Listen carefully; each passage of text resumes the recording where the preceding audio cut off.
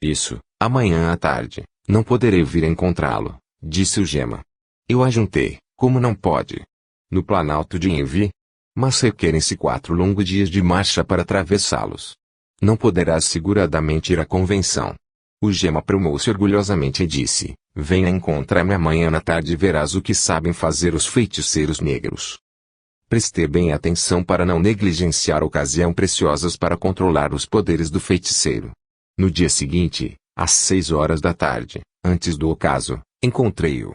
O feiticeiro disse-me, estou para iniciar os preparativos da partida. Quando estiver iniciado, cuida de não me interromper de modo algum, por causa de tua vida e, sobretudo, da minha vida, pois para mim será morte certa. Prometi solenemente que não pronunciaria a palavra, que não o perturbaria nos seus esconjuros com um só gesto, ou uma única exclamação, que me manteria mudo e imóvel como um tronco de árvore morta. Em seguida, acrescentei, permita-me ainda uma pergunta. Tu, pois, estás para dirigir-te ao Planalto de Envi, na antiga aldeia abandonada. Não é verdade? Sim, como já te disse. Bem teria de pedir uma incumbência. Quererás fazer-me um serviço. De boa vontade. Na estrada que deverás percorrer, perto das faldas do Planalto encontrarás a aldeia de Uzong. Não é assim? Perfeitamente. Conheces certamente o exator dos tributos que está domiciliado nessa aldeia para comerciar o cautio? Queres dizer, Ezaba? Claro que o conheço. Sim, ele mesmo. Aqui devo antecipar que esse Ezaba, exator negro da aldeia em questão, é um dos nossos convertidos ao cristianismo e levou o nome de Vincenzo na pia batismal. Ele, quando é necessário, ensina um pouco de catecismo na sua aldeia, batiza os moribundos, instrui as crianças e é muito devotado à nossa missão. Quando devemos dirigir-nos à sua aldeia, é sempre ele quem hospeda, oferecendo os seus serviços de 1000 modos. Bem, caro Gema, quando passares diante de sua porta, farás o favor de dizer-lhe que eu tenho absoluta necessidade de falar-lhe que venha imediatamente, e que me traga a cartucheira da minha espingarda de caça que deixei numa caixa de ferro na minha cabana. Diga-lhe que não tenha cuidado com o resto e que me traga unicamente a cartucheira. Compreendeste bem? Tua incumbência será executada. Ezaba receberá tua mensagem nesta mesma tarde e amanhã se porá em viagem. Agora comece a fazer silêncio. Estamos entendidos? Diante dessa explícita promessa, meu espanto cresceu desmedidamente e pode-se compreender com que ânsia esperava o fim dessa aventura, pelo menos muito estranha. Como era então possível que o Gema se dirigisse à convenção? 4 dias completos de marcha em poucos minutos. De qualquer modo, eu procurava um meio de controlar a afirmação do feiticeira por meio do exator negro Ezaba. Para levar a nossa incumbência na aldeia deste último, seriam 3 longos dias de viagem, com a condição de não se demorar na estrada. O Gema e eu entramos na cabana dos feitiços. Ardia no meio dela um fogo composto de ervas aromáticas e de lenha com fortes essências amontoadas em quantidade. As chamas, claras e brilhantes, iluminavam o ambiente. Sentei-me num canto, enquanto o feiticeiro iniciava suas práticas, modulando uma cantilena especial, na qual predominava uma insinuante melodia. Assim cantando, despejou-se do que tinha para depois tornar a vestir-se sucessivamente com todos os seus fetiches, e a cada um que vestia, interrompia o canto para modular um outro, sempre com ritmo lento e bizarro. Era uma espécie de melopeia, na qual as notas elevavam-se de improviso, para depois recomeçarem bruscamente, e o texto era um misto de invocação e de rogativas, mas, sobretudo, de conjuros e de evocações aos espíritos da floresta, da água e dos mortos. O Gema cantava, rodando lentamente em redor do fogo e ao mesmo tempo girando sobre si mesmo, e calculava cada movimento, acelerando gradativamente o ritmo. Continuou assim por muito tempo, até quando os tições, quase consumidos, não irradiavam mais chamazinhas com o brilho enfraquecido. Aqui e lá ainda havia línguas de fogo fuliginosas, mas eram insuficientes para dissipar a obscuridade que invadia o recinto. De improviso, o Gema parou, enquanto isso, da comissura do teto fez-se ouvir um sibilar estridente, imperativo. Ergo a cabeça e percebo a forma mórbida ondulante de um ser vivo introduzindo-se na cabana. Era uma serpente negra, da espécie mais perigosa, que desceu desfazendo suas espirais no chão. Dirigiu, em seguida, sua cabeça para mim com expressão irritada, agitando sua cauda com extrema rapidez. Em seguida, ergueu-se sobre sua cauda, olhou-me indecisa, balançou-se por algum tempo e afinal lançou-se sobre o feiticeiro, envolveu-o nas suas espirais e o atacou. O gema não se perturbou, pegou uma garrafinha, jogou na palma da mão um pouco de líquido avermelhado, que exalou um cheiro acre de alho, e começou a esfregar gradativamente o corpo, começando pelos pés. A serpente negra na qual eu reconheci o animal ligado ao feiticeiro, Suelangela, executora da sentença de morte, desliga-se da cintura do feiticeiro para sair e enrodilhar-se no seu colo, no qual pôs-se a balançar e lançando a língua ao redor de sua cabeça, seguindo o ritmo da dança e da melopé cantada. Nesse ponto, resolvi acender uma tocha que me permitisse observar os mínimos particulares da cena e o feiticeiro não deu sinal nenhum para me proibir. No entanto, o fogo, depois de lançar algumas chamazinhas morrentes, terminou por extinguir-se completamente. Então o gema foi deitar-se na cama. O ambiente estava saturado no odor acre indefinível. Tive que lutar com toda a minha energia da vontade para resistir ao torpor que me invadia. Aproximei-me de o gema, vejo que a serpente desapareceu e que o feiticeiro dormia profundamente, num sono especial, verdadeiro sono da morte, que deixava seu corpo imóvel como de um cadáver. Era o sono catalético. Ergo suas pálpebras e vejo que o globo do olho está todo branco, absolutamente vítreo, e que o fogo da tocha não provoca nele reação nenhuma. Coloco-me diante dele e ergo-lhe um braço que recai inerte e ressecado, como sucede com a rigidez cadavérica. Ergo uma perna, com idêntico resultado. Prossigo nas minhas investigações até cravar um alfinete na sua carne, nenhuma contração dos músculos. Percebo na comissura dos lábios um pouco de espuma esbranquiçada. As pulsações do coração são imperceptíveis, o gema dorme o sono da morte. Fico a vigiá-lo a noite inteira, percebendo que nada, absolutamente nada, revela nele ter vida, jamais um mínimo movimento, nunca o sinal de um gesto. Chegada a manhã, lá pelas 8 horas, o gema começou a dar sinais de vida, fez algum leve movimento, pelo que redobrou atenção. Seguiram-se movimentos espasmódicos que pouco depois pararam. O gema voltou, levanta-se para sentar-se à mesinha de madeira, olha com as pupilas apatetadas e parece surpreso ao perceber-me ao seu lado. Mas finalmente a consciência volta. Ah! Exclama, como me sinto cansado, e, bem, essa famosa viagem. Ora veja também tu que não a pudeste fazer.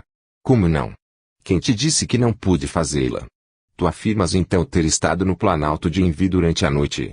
Mas, certamente. Oh! Não é prudente faltar ao chamado do mestre, e o que fizeste? O gema ficou silencioso por algum tempo. Em seguida acrescentou, éramos muitos e lá nos divertimos. Foi-me impossível arrancar-lhe outras informações. E minha incumbência, a executaste. Preveniste Zaba. Mas claro, falaste com ele nesta noite. Sim, falei-lhe esta noite. Entretanto, teu corpo ficou sempre deitado na cama, e posso garantir-te, porque jamais desviei o olhar da tua pessoa. Não, eu não jazia na cama. Era meu corpo que lá se encontrava, mas que coisa significa o corpo? O meu eu não estava lá, estava no Planalto de Envi. Não quis, naquele momento, insistir. Interrompi a conversação e pouco depois retomei o caminho da missão, absorto nos meus pensamentos. Perguntava-me que coisa dever-se-ia pensar sobre tudo a que eu havia assistido, sonho, fantasmagoria, ilusão, realidade. 3 dias depois, justo na tarde do 3º dia, o catecúmeno Ezaba chegou na missão. Padre, disse-me, eis a cartucheira que me pediu outro dia por meio de Ugema. Que coisa mais deseja de mim? Foi-me fácil achar uma desculpa plausível. Em seguida, perguntei, em que dia Ugema executou minha incumbência? Uns 3 dias ou tanto, à tarde, lá pelas 9 horas, como já lhe disse. Ora, era essa hora exata em que Ugema havia caído no sono catalético. Tu viste? Oh, não. Sabes bem que nós negros temos muito medo dos fantasmas que vagam à noite. Ugema bateu na minha porta e falou-me de fora. Mas não vi. Respondi, ah, bem, bem. E mudei de assunto. Portanto, é fato verdadeiro que Ugema havia se dirigido à convenção. Era verdade que o seu havia, em poucos instantes, percorrido muitas horas de caminhada. É verdade que seu eu desdobrado tinha agido, falado e conversado. Sonho, ilusão, fantasmagoria. Ou realidade? Com essa frase interrogativa e duvidosa, o missionário relator conclui sua narração às autoridades eclesiásticas. Mas entrevê-se claramente que ele está intimamente persuadido de que não podia tratar-se nem de sonho, nem de ilusão, nem de fantasmagoria, no momento em que o feiticeiro tinha executado efetivamente, em todos os seus particulares, a incumbência a ele confiada, e isso numa distância de 3 dias de marcha e na hora precisa em que ele caíra num sono catalético.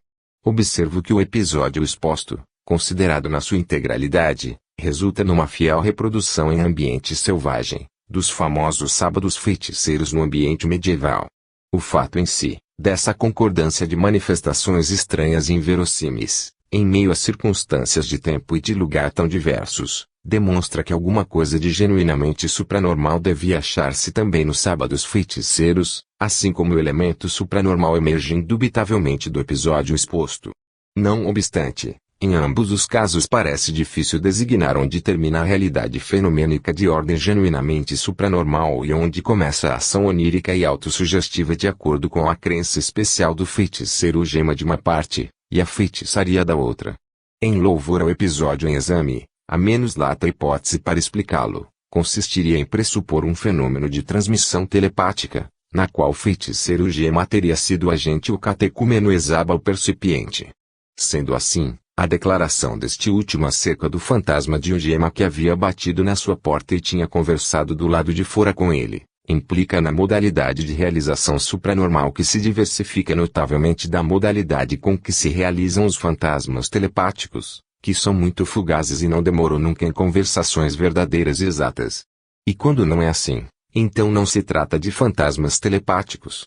Essas considerações tendem a fortalecer a afirmação do feiticeiro, de que na cabana jazia unicamente o seu corpo, enquanto o espírito havia se transportado para o planalto de Envi. Em outros termos, tudo concorre para fazer-se presumir que, no caso em exame, trata-se de um fenômeno de bilocação, análogo àqueles que se realizam e se realizaram sempre nos povos civilizados e dos quais encontram-se numerosos exemplos na casuística metapsíquica e na biografia dos santos.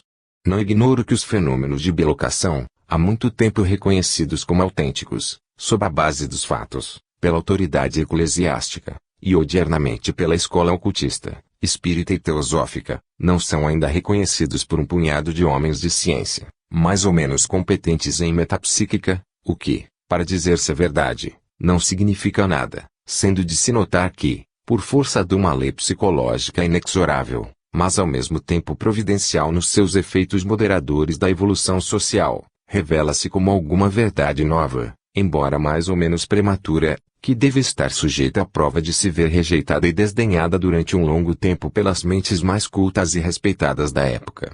Em compensação, o amanhecer do triunfo não falta nunca para erguer-se a verdade fundamentada pelos fatos, já que os fatos não são opiniões. Em louvor à grande verdade que aqui concerne, observo que aqueles que indagaram a fundo o assunto sabem, com certeza científica, que os fenômenos de bilocação ou desdobramento fluídico, durante o sono fisiológico, ou sonambúlico, ou estático, ou mediúnico, ou catalético, não apenas no instante pré-agônico, são fenômenos reais e incontestáveis. É meritório dar-se relevo ao fato de que, sem o fenômeno de bilocação incipiente ou total, não se explicariam as manifestações anímicas da casuística metapsíquica, a começar pelos fenômenos de telecinesia, para terminar nas materializações parciais ou totais do duplo do médium. Quanto ao outro quesito, que consiste em perguntar se o feiticeiro gema havia, ou não, assistido à convenção dos feiticeiros, é com acento circunflexo um quesito difícil de se resolver, mas ao mesmo tempo de escassa importância teórica. Tem toda a liberdade todo aquele que considere verídica a convenção em discussão, quando não, de conservar uma fantasia subliminar, fruto autossugestivo da firme crença, sob esse aspecto, do feiticeiro protagonista. O que, pelo contrário, interessa e importa é o fato incontestável do catecúmeno exaba ser informado exatamente pelo feiticeiro gema sobre a incumbência do missionário, isso no momento em que o corpo do feiticeiro jazia imerso em sono catalético. Repito que esse episódio não se pode explicar senão de 2 modos, ou recorrendo à hipótese telepática, ou pressupondo um fenômeno de bilocação. Essa última solução é indubitavelmente a mais aceitável. Em louvor às práticas com que o feiticeiro provocou em si mesmo o estado de profunda hipnose, elas não apresentam valor teórico, já que, como se fez observar anteriormente, Essas práticas constituem os métodos empíricos particulares a cada povo, e no nosso caso, a qualquer tribo selvagem, para provocar as condições necessárias à imersão das faculdades supranormais subconscientes, ou ao desdobramento do corpo fluídico. Nota-se que nas práticas do feiticeiro Gema, figura, a título de coadjutora, uma autêntica serpente negra, venenosíssima e de grandes proporções, o que está de acordo com quanto se salientou anteriormente a propósito das práticas de fascinação hipnótica sobre as serpentes Pitum, por obra da pitonisa Tuadaquili. Nenhuma dúvida de que esses sistemas de sujeição psíquica das serpentes e das feras parecem sumamente interessantes do ponto de vista teórico e prático. Sucede que se deve convir que os povos civilizados têm alguma coisa a aprender com os povos selvagens acerca do poder de fascinação da psique humana sobre a animal, poder que os antigos magnetólogos tinham adquirido e praticado, mas que os odianos hipnotizadores descuidaram-se totalmente dele.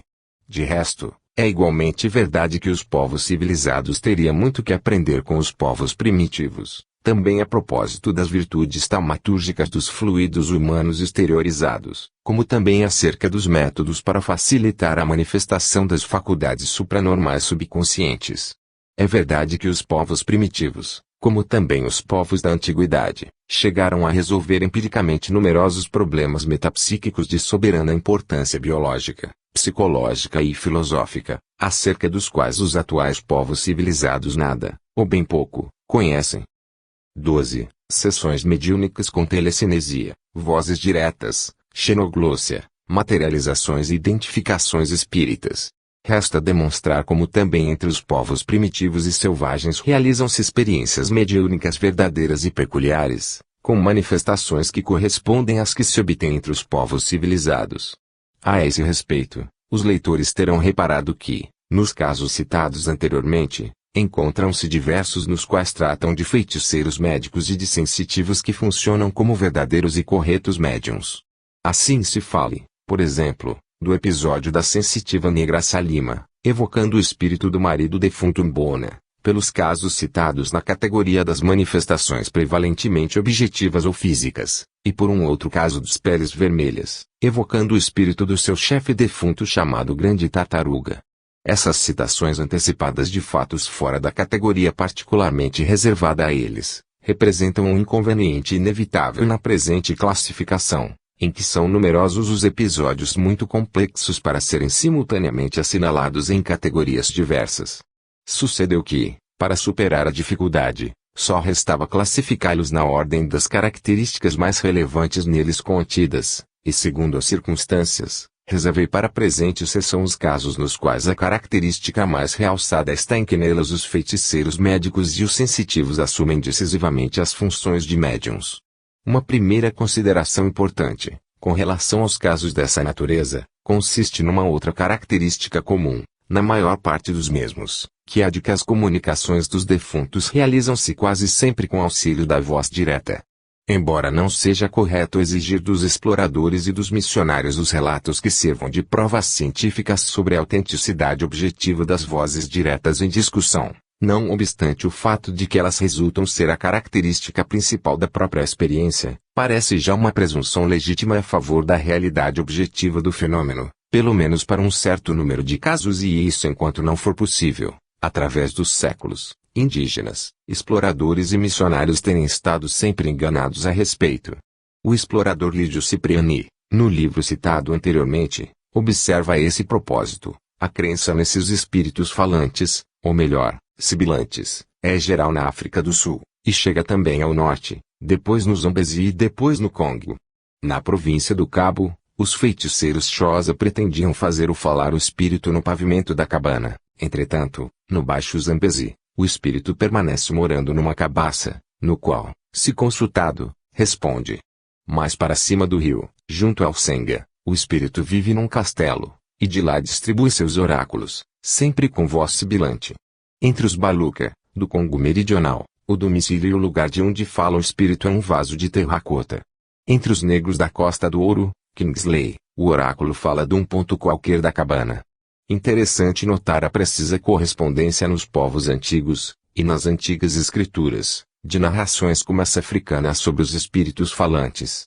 Além disso, O fenômeno está espalhado atualmente entre os primitivos de todo o mundo, e os viajantes concordam em descrever o feiticeiro, o presumível evocador de um espírito, e suposto ventríloco como preparando-se com antecedência para conseguir uma excitação espasmódica física e nervosa, que o leva algumas vezes a rolar por terra, tomado por convulsões, com espuma na boca em delírio, persistindo nesse estado durante as respostas, julgadas de origem sobrenatural, são provas apóstrofo. De resto, as causas das características em exame más comunicações dos defuntos entre os povos selvagens, tornam-se manifestas e consistem no fato de que não existindo entre eles a linguagem escrita, os defuntos não podem entrar em relações inteligentes com os vivos, senão com auxílio da voz direta, da possessão mediúnica e da tipologia, pelo sim e pelo não, mediante uma trípode qualquer, ou um objeto suspenso por um fio.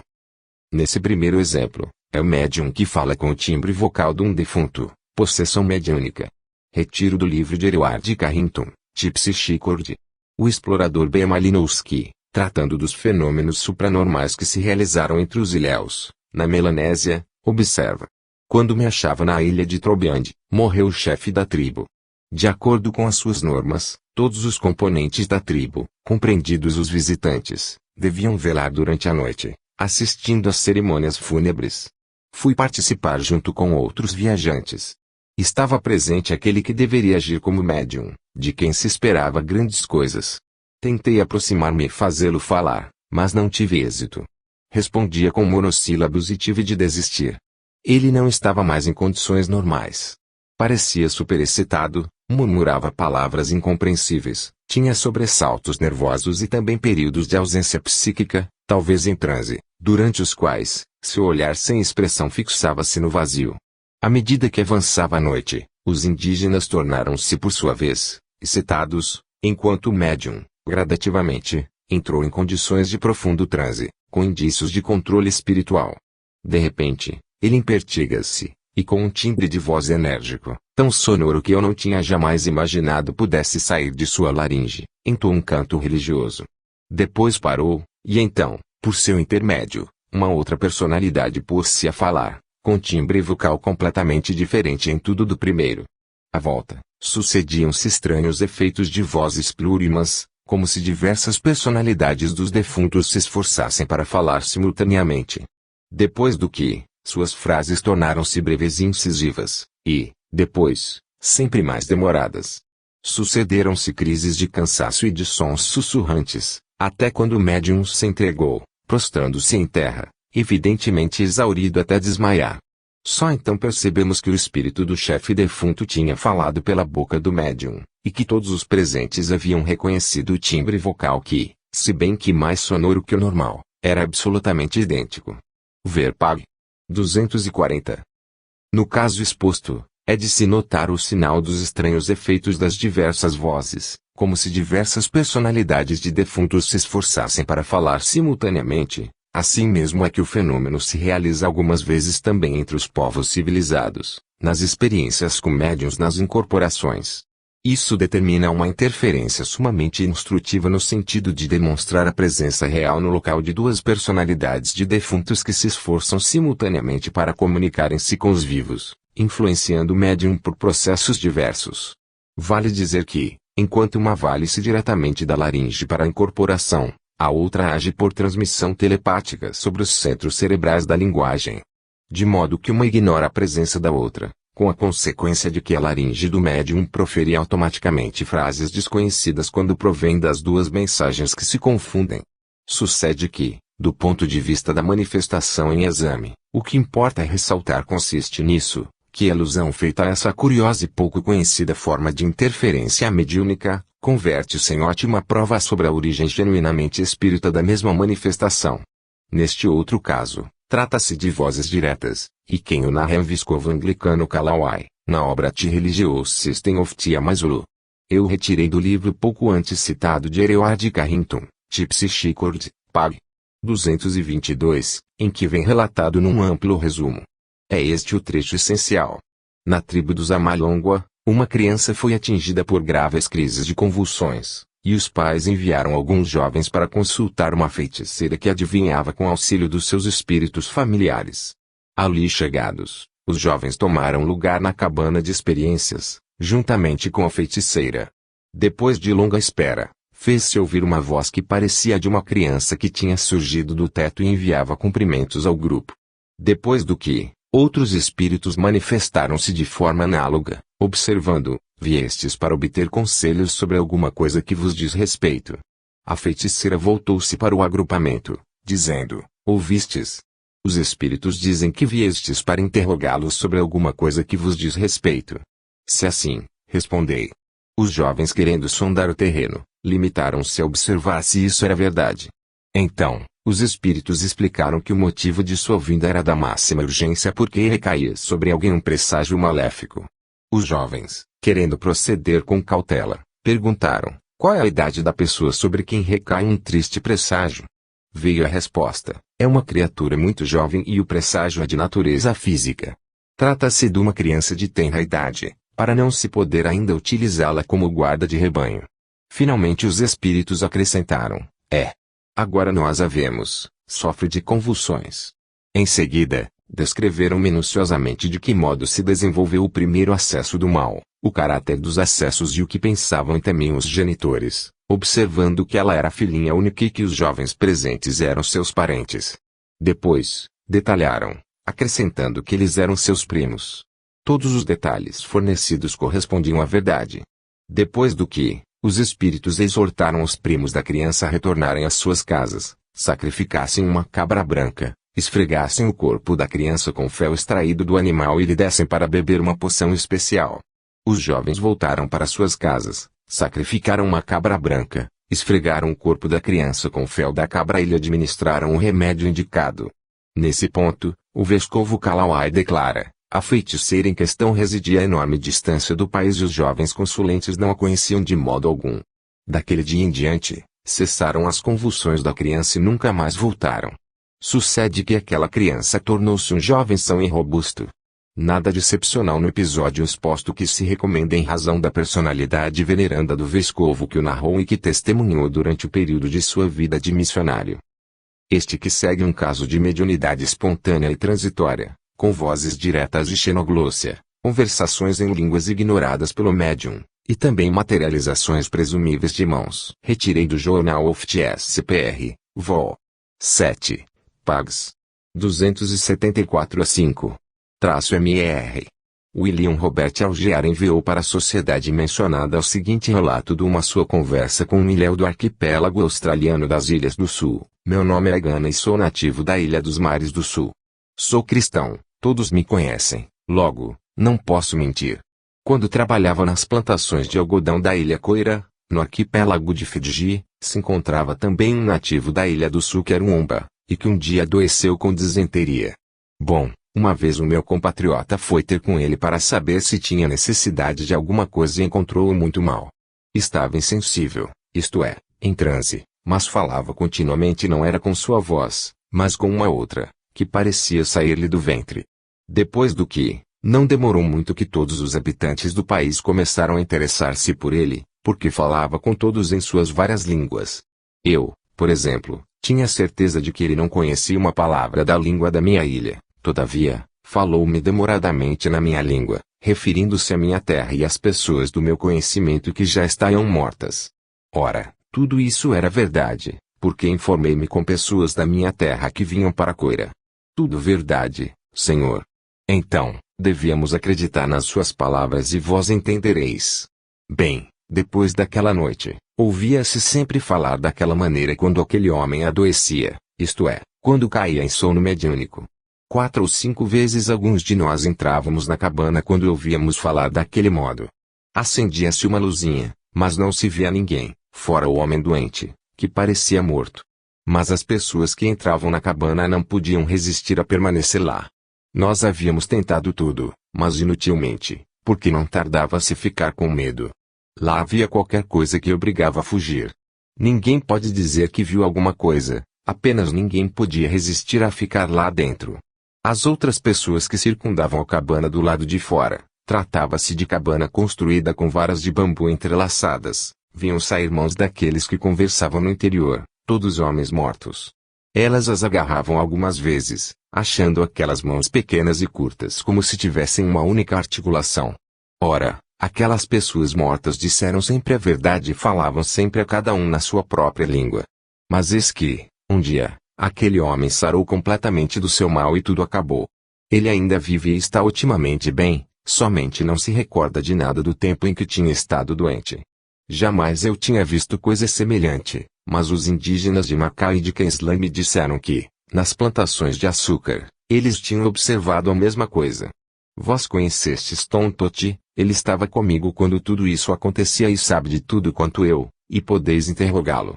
Num ligeiro comentário, o diretor do jornal OFT-SPR comentou que a veracidade do caso exposto está manifestada pela consideração com que o ingênuo narrador descreveu em todos os seus particulares fundamentais a modalidade pela qual se desenvolve o estado de transe mediúnico nos povos civilizados.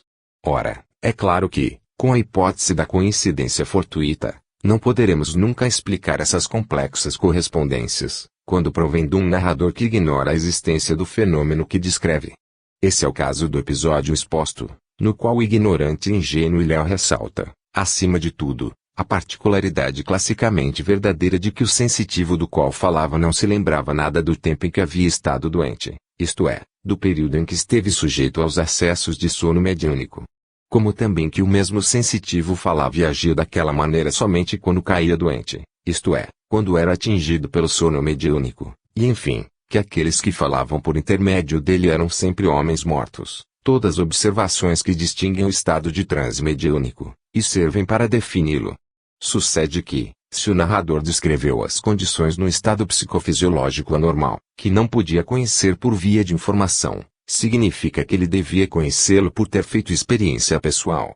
Do ponto de vista das manifestações ocorridas, torna-se indubitavelmente importante a descoberta no episódio de xenoglossa entre os povos selvagens, episódio tornado mais interessante pela sua combinação com o fenômeno físico das mãos materializadas que, depois de serem concretizadas na obscuridade da cabana, que servia de gabinete mediúnico, manifestavam-se no exterior, deixando-se agarrar.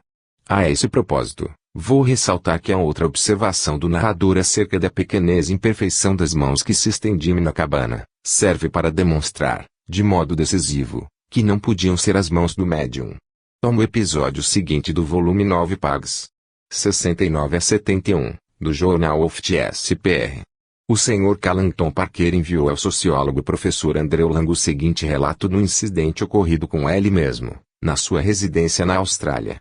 Ele escreve: uma senhorita minha hóspede caiu repentinamente doente, de maneira inexplicável para todos. Ela não era obrigada a ir para a cama, mas arrastava-se penosamente pela casa e permanecia quase sempre numa espreguiçadeira. Sua aparência era de um rosto pálido como um tecido de linho lavado. Uma velha e boa mulher nativa de Varna, sabendo da doença da minha hóspede, foi ao meu encontro para informar-se sobre o caso. Tinha por hábito vir procurar-me toda vez do que havia doentes na família, com a intenção de atar ao redor dos pulsos alguns dos seus barbantes encantados, murmurando esconjuros. Ela perguntou-me qual era o mal que tinha atingido a Bulameae, mocinha branca. Respondi-lhe que ninguém chegava a compreender a sua causa e então ela me disse que tinha perguntado aos espíritos. Pensando que aquela conversa com aquela boa feiticeira tinha servido para distrair a doente, que era sempre vista na cidade, comprazendo-se bastante em entrar em contato com os indígenas, eu a introduzi à moça. A boa velha, depois de ter cumprimentado a enferma, disse-lhe que se preparava para consultar os espíritos, a fim de curá-la. Em seguida, acocorou-se no meio do quarto e começou a murmurar jaculatórias numa língua desconhecida. A um dado momento, cala-se, e então, ouvimos uma outra voz estranha, sibilante, pronunciar distintamente algumas palavras, ao que a velha respondeu, provocando outras palavras sibilantes da mesma voz.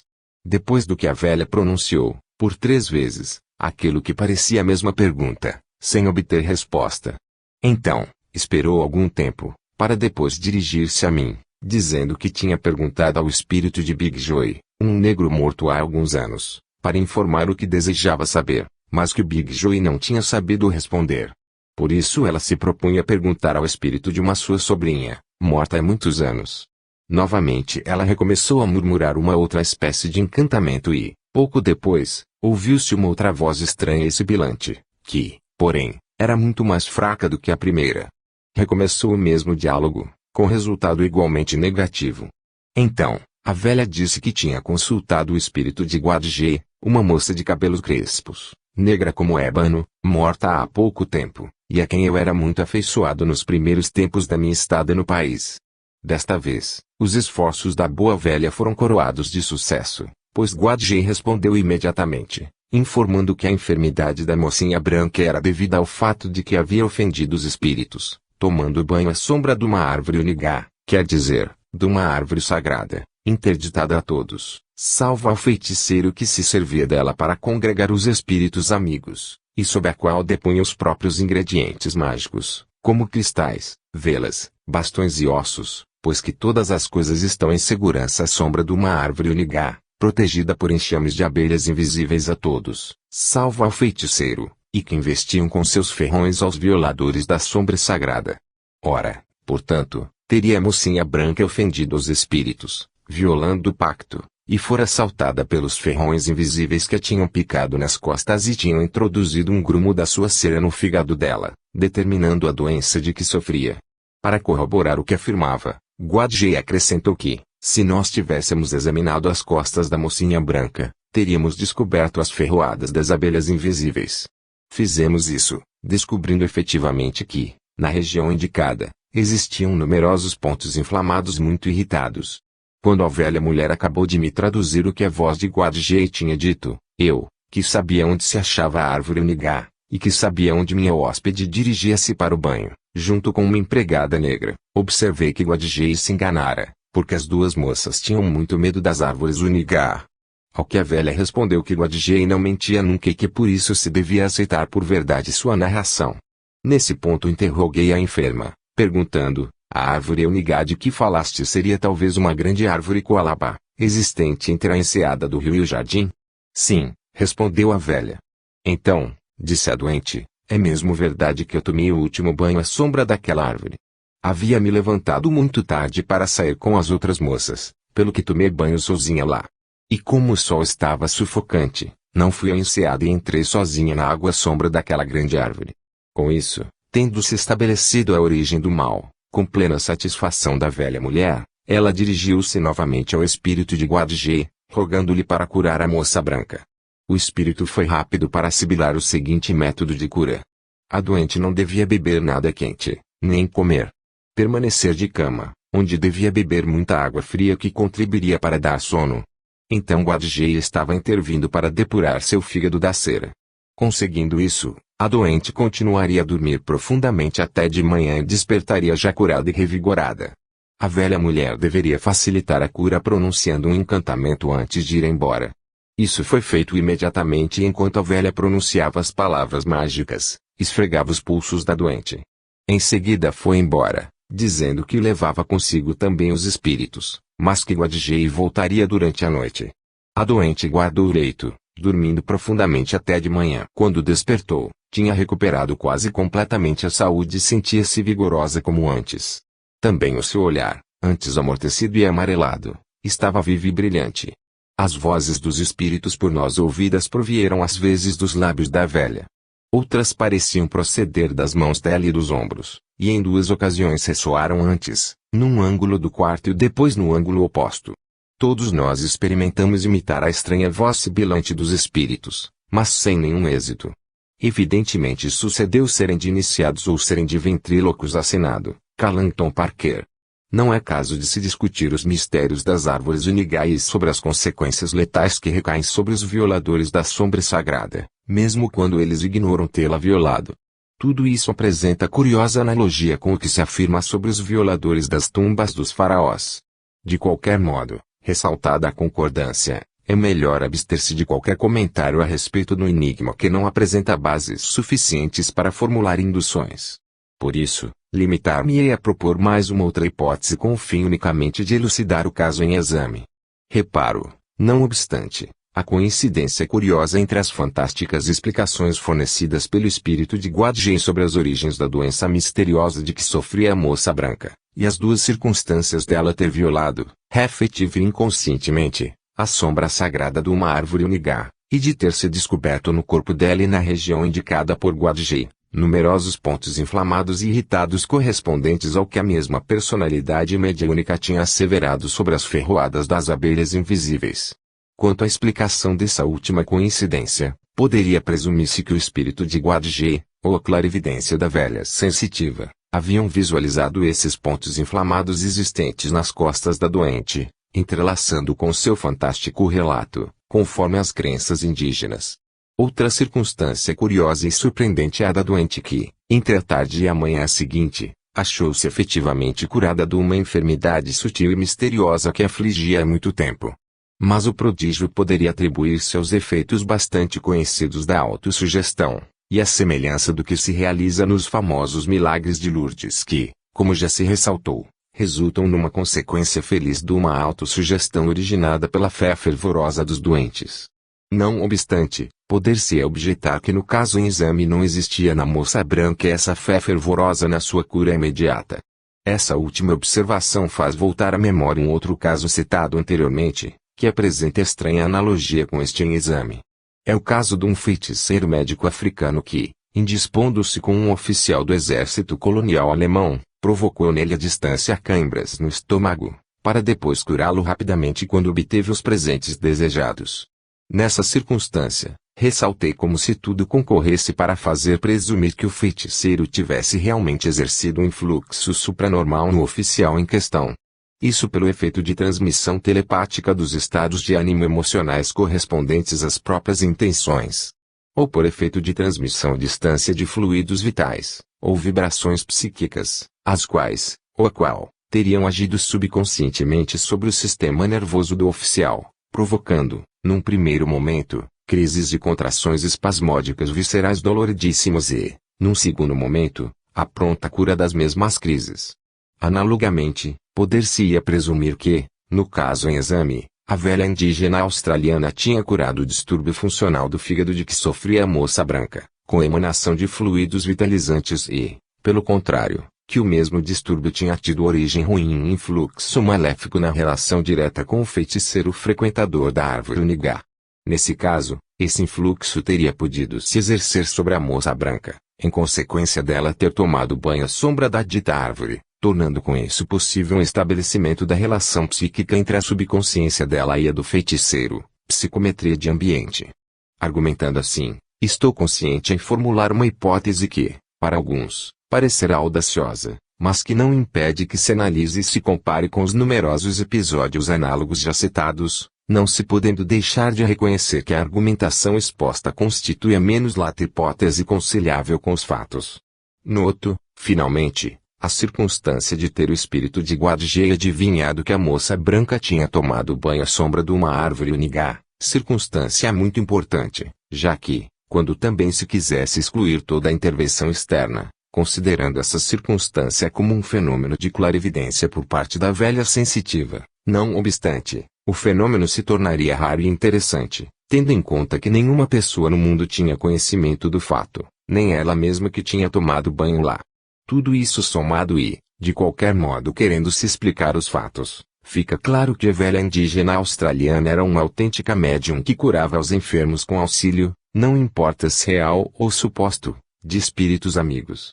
A esse respeito é digna de nota a circunstância de que os primeiros dois espíritos interrogados pela médium não foram capazes de fornecer explicações sobre a origem da doença da moça branca, e muito menos foram capazes de curá-la, o que tenderia a demonstrar a realidade de uma intervenção externa, porque se tratasse da faculdade clarividente da médium, não se compreenderia as duas primeiras tentativas sem êxito, coroadas pouco depois com brilhante sucesso.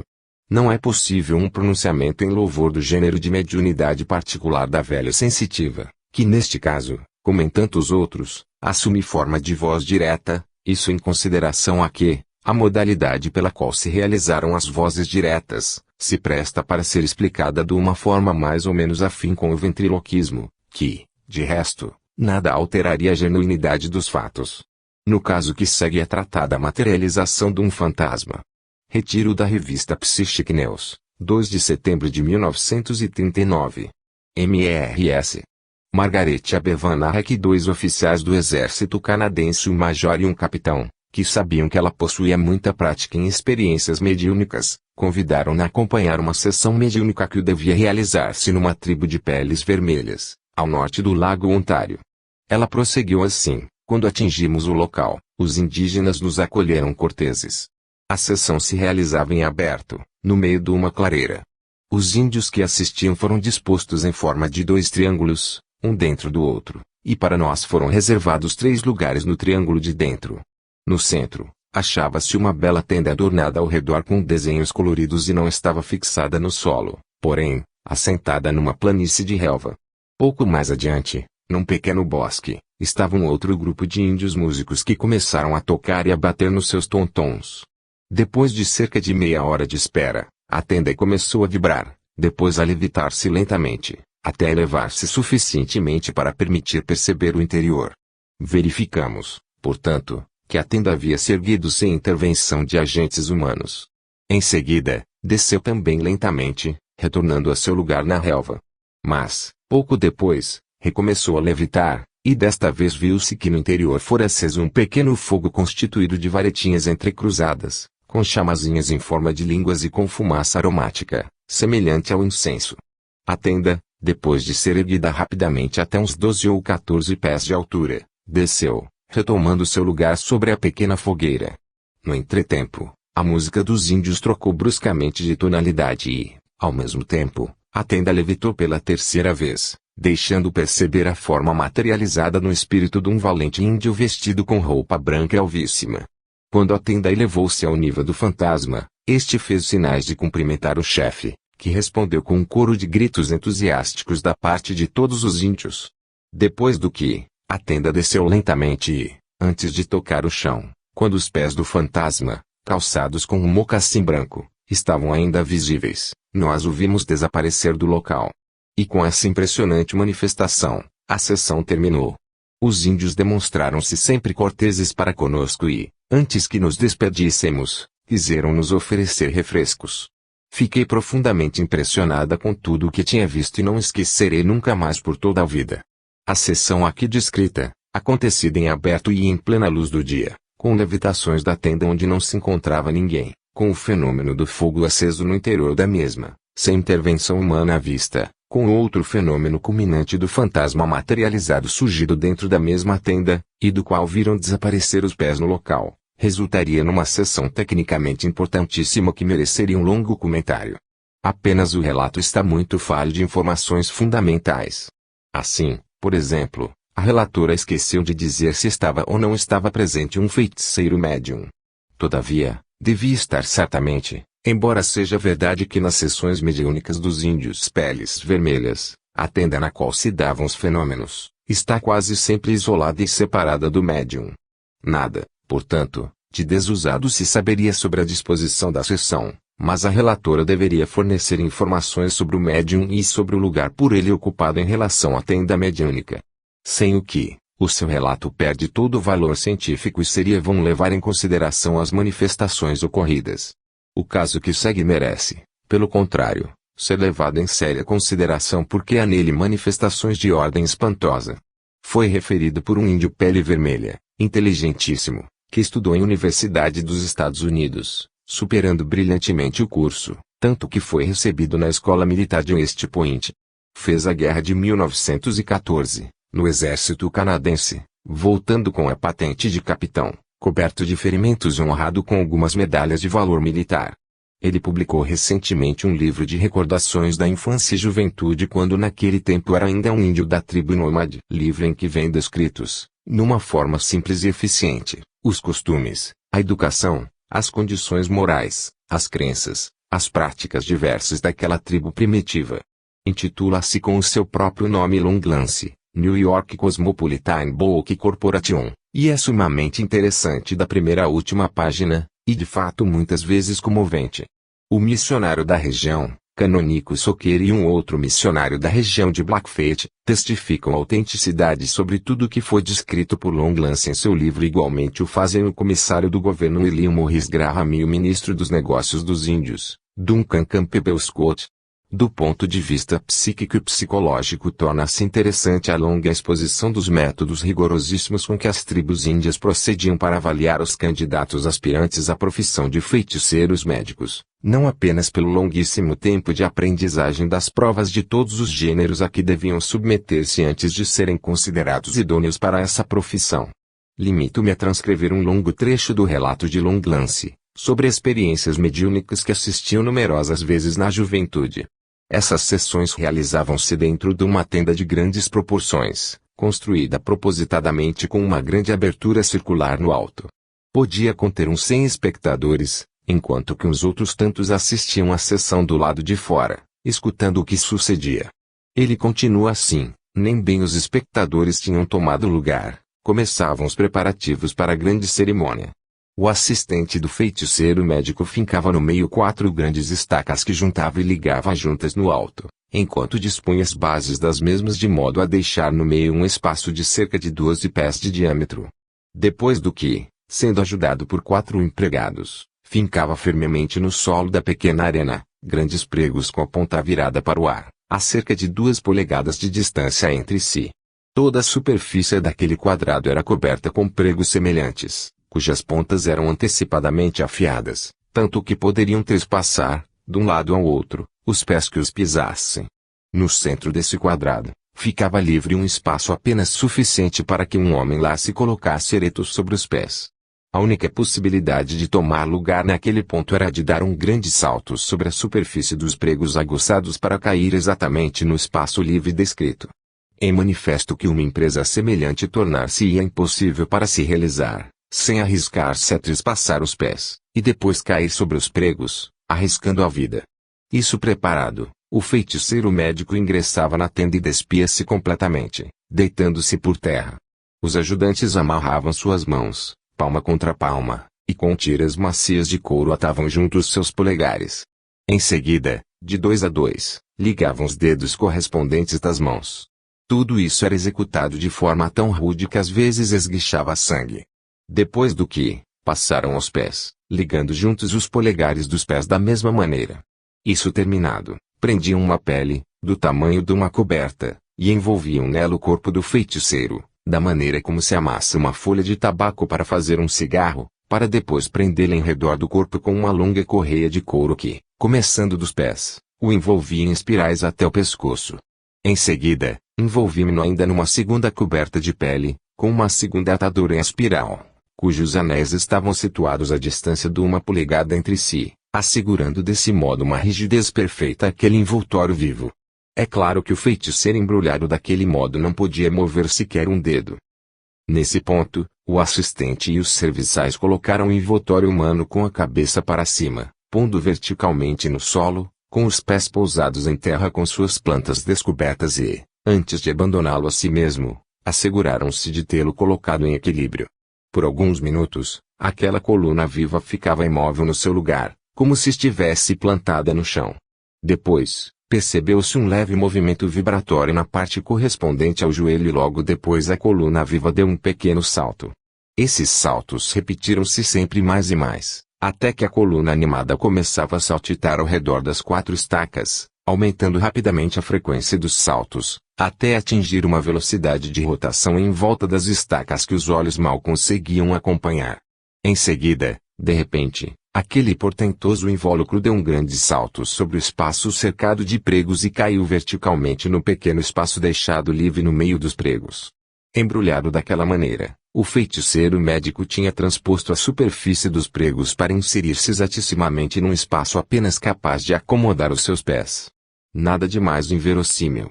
Exclamar-se-á. Todavia, não só isso acontecia efetivamente, mas não era esse o milagre mais impressionante das cerimônias descritas. Ereto nos pés naquele espaço como um obelisco, no meio das 4 estacas, sempre atado e embrulhado daquela maneira, o feiticeiro médico iniciava os seus encantamentos, acompanhado pelo ritmo do batuque de um tambor do seu ajudante. Declaro, pelo que desejo referir, que parecerá mais do que nunca estranho e inverossímil para quem lê. Estranho e inverossímil torna-se certamente o que, porém, não impede que seja isso que sucedeu com absoluta exatidão, durante a tal cerimônia. Como? Por quê? Ninguém sabe nada. Depois que o feiticeiro havia invocado por algum tempo os espíritos amigos, notavam-se vozes que ecoavam e que lhe respondiam lá de cima. Pareciam provir da abertura circular situada no alto da tenda. Contudo, olhando naquele ponto, não se via nada, salvo as estrelas do firmamento. Donde jorravam aquelas vozes? Nenhum dos índios testemunhas do fato soube jamais explicá-las. Mas o feiticeiro médico assegurava que aquelas eram vozes dos espíritos com os quais ele se havia proposto entrar em relação. O mistério daquelas vozes provenientes do alto fica esclarecido pelo fato de que ninguém foi jamais capaz de demonstrar que elas proviessem de uma outra causa. Aquelas vozes exprimiam-se, na maioria, numa língua por nós ignorada, e o feiticeiro médico dizia que ele mesmo não compreendia, muitas vezes, essa língua, explicando que tratava-se da língua dos espíritos estranhos e intrusos, atraídos pelas suas práticas mágicas e que não eram aqueles que ele desejava. Lá havia somente 4 espíritos, que nosso feiticeiro médico dizia compreender a língua. Sucedia que, mesmo quando os espíritos indesejáveis continuavam falando, o feiticeiro médico não se dava nenhuma conta e continuava a invocar os 4 espíritos com os quais desejava entrar em relação. Algumas vezes, devia esperar por muito tempo. Lembro-me de 2 sessões em que não conseguiu entrar em relação com eles, pelo que precisou interromper, sem resultado, a longa cerimônia. Mas quando os espíritos desejados se manifestavam, sua emoção era imensa e então falava com tal rapidez, que se conseguia a duras penas entender as palavras. Dir-se-ia que ele pretendia empregar com rapidez, e utilmente, o breve tempo que o espírito lhe concedia para responder suas perguntas. Se se tratava de uma pergunta relativa a uma cura, o doente, que ele havia conduzido à sessão, parecia dividir com ele seu estado emocional, que parecia indispensável para obter a cura. Nós tínhamos visto alguns doentes agonizantes, conduzidos à tenda, levantarem-se e passearem curados. Se ele desejava, pelo contrário, informações sobre acontecimentos futuros, então voltava-se para o espírito, exprimindo-se por parábolas, e vinha a resposta em forma de oráculo. O espírito comunicante exprimia-se na nossa língua, usando, não obstante, palavras antiquadas não mais em uso. Só os velhos da tribo tinham condições de compreender aquela fraseologia e aqueles vocábulos esquecidos. Mas, a parte da cerimônia mediúnica, que para nós era mais terrificante, se desenrolava no fim da entrevista com os espíritos. Essas entrevistas assumiam sempre formas variadíssimas, coincidentes e impressionantes sempre diferentes, mas a cena final iniciava-se infalivelmente por um turbilhão de vento que investia de cima para os espectadores, assim que os espíritos tinham cessado de conversar. A enorme tenda rangia e balançava sob o ímpeto daquela rajada de vento, que fazia vibrar também as estacas do centro, enquanto causava a todos nós arrepios de terror. Eram momentos terrificantes, tanto mais que da abertura no alto chegavam ruídos e estrondos de toda espécie, em que, apesar de ensurdecedores, predominava, por sua vez, uma turba infernal de urros desesperados e de gritos agudos de medo. Acrescente-se o eco de tombos barulhentos e de objetos que se entrechocavam uns com os outros, e não só chamazinhas que vagavam, e formidáveis solavancos na tenda. O bando medroso terminava com um grito angustiado saído do feiticeiro que, ao mesmo tempo, desaparecia diante de nós. Mas era num ótimo porque ouvia-se sua voz que implorava lá do alto: ajuda! Ajuda! Depressa! Depressa! Olhando na direção da voz, percebia-se o feiticeiro preso por um pé na viga no alto da tenda e completamente nu. Sua posição era perigosa porque parecia suspenso por um pé no vazio, ficando preso entre 2 tábuas da tenda. Se caísse, teria esfacelado o crânio. Os ajudantes correram para pegar uma longa estaca lá colocada preventivamente, a qual o feiticeiro se agarrava fortemente, até quando seu pé ficasse livre das tábuas que o comprimiam. Como se encontrava, de repente, lá em cima, ninguém saberia explicar. Mas o feiticeiro médico dizia que isso acontecia por causa da malvadeza dos espíritos indesejáveis. De qualquer modo, para nós, o enigma insolúvel era um outro, o de como ele tinha podido, num ótimo, libertar-se das 2 cobertas que o envolviam, nas quais estava firmemente atado. Depois da impressionante descrição referida, cena em tudo análoga àquela bem conhecida dos poltergeist de casas infestadas, Longlands alude a outros milagres mais simples a que tinha assistido, como, por exemplo, transmissão a grande distância de mensagens telepáticas, por obra do feiticeiro que conseguia, com a concentração do pensamento, a cura de doentes agonizantes, e previsões de eventos futuros que se realizavam. Ele narra, sempre com imparcialidade e serenamente, sem tomar partido por essa ou aquela interpretação dos fatos. Essa cautela tem nitidamente origem na sua educação universitária e científica. Não obstante, percebe-se logo que está bem longe de negar a realidade e objetividade dos fenômenos a que pôde assistir. Foram fatos e sobre fatos não há discussão. Mas, ao mesmo tempo, insistia em declarar a própria imparcialidade para compreender, e muito menos explicar o que tinha visto, repetidamente, visto e muito bem visto durante